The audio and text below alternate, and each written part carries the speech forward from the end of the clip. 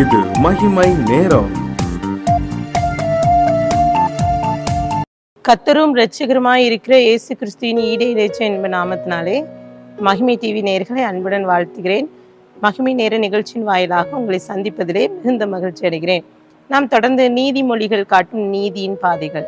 நீதிமொழிகள் 23:13 பிள்ளையை தண்டியாமல் விடாதே, அவனை பிரம்பால் அடித்தால் அவன் சாகான். இன்றைக்கு எடுத்துக்கொண்ட தலைப்பு வாழ்வா சாவா. சாவு. இந்த வார்த்தை கேட்டோடனே சிலர் கோவம் வரும். ஆனால் நம்மையே அறியாம சில நேரம் சொல்லணும், நான் சாவ போறேன்.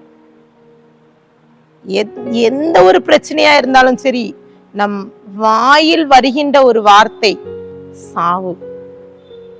இன்னும் நீதிமொழிகளே அநேக வசனங்கள் இதை குறித்து குறிப்பிடப்பட்டு இருக்கிறது. சிலர் சொல்லுங்க, சாகணும், எதுக்கு வாழணும், எனக்கு வாழையே விருப்பம் இல்லைன்னு. பிரசங்கி 7:17 மிஞ்சின துஷ்டனாயிராதே, அதிக பேதையுமாயிராதே, உன் காலத்துக்கு முன்னே நீ ஏன் சாக வேண்டும்.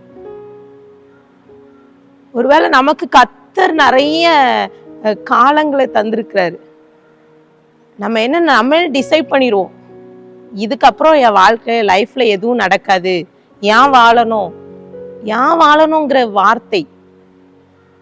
எசேக்கியேல் 18:32 மனம் திரும்புங்கள், அப்பொழுது பிழைப்பீர்கள், சாகிறவனுடைய சாவை நான் விரும்புகிறதில்லை என்று கர்த்தராகிய ஆண்டவர் சொல்கிறார். கர்த்தருக்கு நம்மளுடைய மரணத்துல விருப்பமே கிடையாது.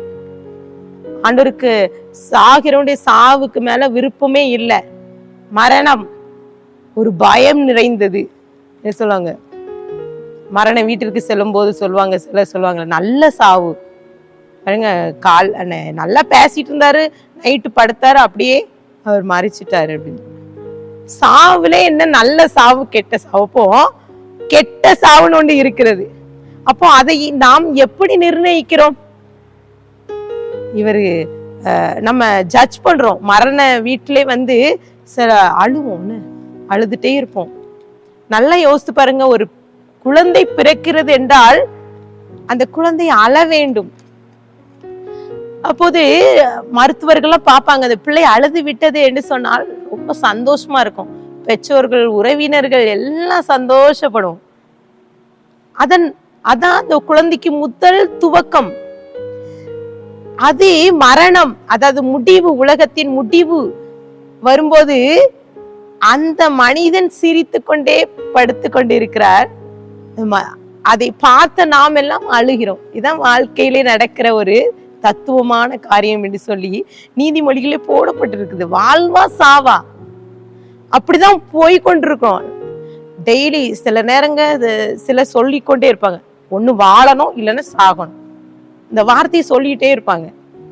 ஏன்னா அவ்வளவு பிரச்சனைகள், அவ்வளவு பாடுகள், இதெல்லாம் கேட்டு கொண்டு இருக்கிற நீங்களும் கூட இந்த வார்த்தையை கேட்டுக்கொண்டு இருக்கிற நீங்களும் சாக வேண்டும்ங்கிற எண்ணத்தோடு இருந்தா கர்த்தர் இன்றைக்கு உங்களோடு பேசுகிறார். மரணம், ஒரு மரணத்தை பார்த்து, சாலை ஓரத்திலே மரணத்தை பார்த்த புத்தர், அவரு புத்தராக மாறுவதற்கு காரணமே மரணம் தான். இந்த லைஃப் அவ்வளவுதான், எண்டு.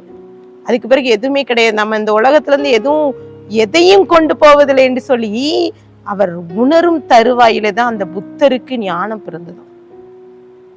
நம்மளும் கூட ஆவிக்குரிய வாழ்க்கையில ஆண்டவராக இயேசு கிறிஸ்துவை சொந்த இரட்சகராக ஏற்றுக்கொண்டிருக்கிற நமக்குள்ளேயும் கூட சில நேரங்களிலே இந்த கேள்வி வருகிறது, பிரச்சனை. இதெல்லாம் பார்த்து நம் வாழ்க்கையிலே ஒரு வெறுமை, அப்படிப்பட்ட நிலைமையில நாம் எதற்கு வாழ வேண்டும்ங்கிற நிலைமைக்குள்ள தள்ளப்படுறோம். இந்த சாவு, இந்த மரணம் கொண்டு வருகிற ஒரே காரியம், நம்ம கிறிஸ்தவர்களாகிய நமக்கு தெரியும், மரணத்துக்கு பின்பதாக தான் ஒரு வாழ்க்கை இருக்குது. அதை நோக்கிதான் ஓடிக்கொண்டிருக்கிறோம். அப்போ நம்ம எல்லாம் ஒரே சாய்ஸ் தான், ஒன்னே ஒண்ணுதான் நம்ம செலக்ட் பண்ணுவோம். நம்ம மரிச்சா பரலோகத்துக்கு போவோம், யாராவது ஒருத்தர் நரகத்துக்கு போவோங்கிற எண்ணம் நமக்குள்ள வருதா? அப்போ நம்ம பரலோகத்துக்கு போனோம்னா நம்ம எப்படி இருக்கணும், நம்ம வாழ்க்கை எப்படி இருக்கணும், நம்மளுடைய குணாதிசயங்கள் எப்படி இருக்கணும், அதை கத்தர் பார்க்கிறார். அதிலே நீதிமொழிகள்ல வசனம் அநேக காரியங்கள் குறிப்பிடும். நம்ம எப்படி இருக்கணும்னு சொல்லி நீதியின் பாதையிலே நீதியின் வசனங்கள் நமக்கு சொல்லி கொடுக்கிறது. இங்கே வசனம் சொல்கிறது நீதிமொழிகளிலே, நீதிமொழி 4:25 உன் கண் நேராய் நோக்க கடவது, உன் கண்ணிமைகள் உனக்கு முன்பாக செவ்வையாய் பார்க்க கடவுது. கண்ணு, உங்களுடைய கண்கள் மிகவும் கவனமா இருக்கணும். நீங்க பரலோகத்துக்கு போக வேண்டும், ஆண்டவருடைய பிள்ளையா இருக்கணும், என்னுடைய மரணம் சந்தோஷமா இருக்கணும், பரலோக நித்தியமான பரலோகத்தை நான் சுதந்திரித்துக் கொள்ளணும். நம்ம கவனம், நம்மளுடைய கண்களிலே ரொம்ப கவனம் தேவை. நீதிமொழிகள் 6:25 உன் இருதயத்திலே அவள் அழகை இச்சியாதே, அவள் தன் கன்னிமையினாலே உன்னை பிடிக்க விடாதே. இந்த ஆதாம் ஏவாளுக்கு அந்த பாவம் உருவாக்கும் காரணமே அந்த கண்களினால் தான், கண்களின் இச்சை எனும் வசனத்திலே போடப்பட்டிருக்கிறது. இருதயம், நீதிமொழிகள் 4:23 எல்லா காவலோடு உன் இருதயத்தை காத்துக்கொள், அது நின்று ஜீவ ஊற்று புறப்படும் என்று சொல்லப்பட்டிருக்கிறது. நீதிமொழிகள் 4:26-27 உன் கால்நடை சீர்தூக்கிப்பார், உன் வழிகள் எல்லாம் நிலைவரப்பட்டிருப்பதாக, வலப்புறம் அது இடப்புறத்தால் சாயாதை, உன் காலை தீமைக்கு விளக்குவாயாக என்னும் வாயை குறித்து போடப்பட்டிருக்குது. வாயின் தாறுமாறுகளை உன்னை விட்டு அகச்சீண்டு போடப்பட்டிருக்கு. செவி, நீதிமொழிகள் 4:20 என் மகனே என் வார்த்தையை கவனித்து என் வசனத்திற்கு உன் செவியை சாய் என்று போடப்பட்டிருக்கிறது. நீதிமொழிகள் 5:21 மனுஷுடைய வழிகள் கர்த்தரின் கண்களுக்கு முன்பாக இருக்கிறது, அவனுடைய வழிகள் எல்லாவற்றையும் அவர் சீர்தூக்கி பார்க்கிறார். இன்றைக்கு மரணம், அந்த வாழ்வா சாவா இந்த ஓட்டத்துல கர்த்தர் நம்மை பார்த்து கொண்டிருக்கிறார், நம்மை சீர்தூக்கி பார்த்து கொண்டிருக்கிறார். நம்ம எப்படி இருக்கிறோம், நம்ம எப்படிப்பட்ட காரியம் செய்யறோம், நம் வாழ்க்கை யாருக்கு, ஆண்டவருக்காக வாழ்றதுக்கு தான் அந்த உலகத்துல ஆண்டவர் படைச்சிருக்க. இன்றைக்கு ஒப்பு கொடுத்து ஜெபிக்கலாம். அன்பின் பரலோக தகப்பனே, ஸ்தோத்திரிக்கிறோம். இன்றைக்கு இந்த வார்த்தையை கேட்டுக்கொண்டிருக்கிற யாரா இருந்தாலும் சரி, நான் ஏன் வாழணும், சாகணும்ன்ற கேள்வியோடு இருந்த அன்றைக்கு ஒரே ஒரு காரியம், நமக்கு நித்தியமான பரலோகம் ஒன்று இருக்கிறது.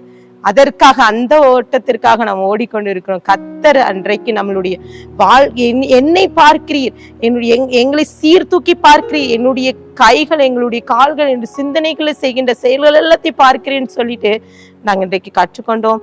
நாங்களும் கூட இந்த வாழ்க்கை உமக்காக வாழ்ந்து சாட்சியுள்ள வாழ்க்கையை வாழ கிருபை தாங்க. உம்முடைய கரத்திலே கொடுக்கிறேன், தாழ்த்துக்கிறேன், மீட்பர் மூலம் கேட்கிற பிதாவே, ஆமென்.